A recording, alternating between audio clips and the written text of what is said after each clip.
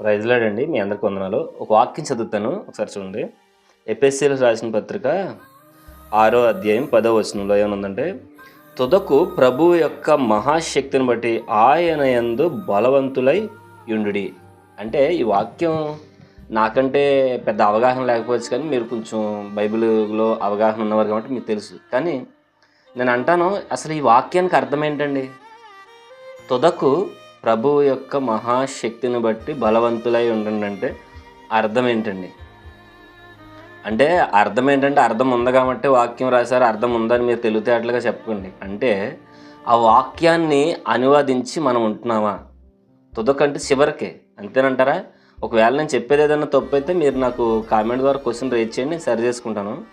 కానీ చాలామంది ప్రభువులో బలవంతులై ఉండకుండా, ప్రభువు యొక్క మహాశక్తిని పట్టుకోకుండా వ్యర్థమైనవన్నీ పట్టుకుంటే, మన క్రైస్తవ్యంలోకి వచ్చి రక్షణ తీసుకుని బాప్తీసం ముందు శ్రమలు వచ్చినాయి మనకు అయ్యో ఎందుకు రావండి? ఆయన అంటున్నాడు కదా, నా యందు మీరు మీ యందు నేను ఉన్నాను అంటే ఈ వాక్యం ఏమై ఉంది ఇక్కడ? తుదకు మీరు ప్రభువు యొక్క మహాశక్తిని బట్టి బలవంతులై ఉండండి. మరి మనం బలవంతులమై ఉంటున్నామా? ప్రభువులో ఉంటున్నామా? ఒకసారి వాక్యం చదివి మీలో మీరు ఒక్కసారి క్వశ్చన్ రేజ్ చేసుకోండి, మీ వరకు మీకే. నేనేమీ పెద్ద బైబిల్ వచ్చని కాదు, నేను ఒక సువార్థికుడిని మాత్రమే.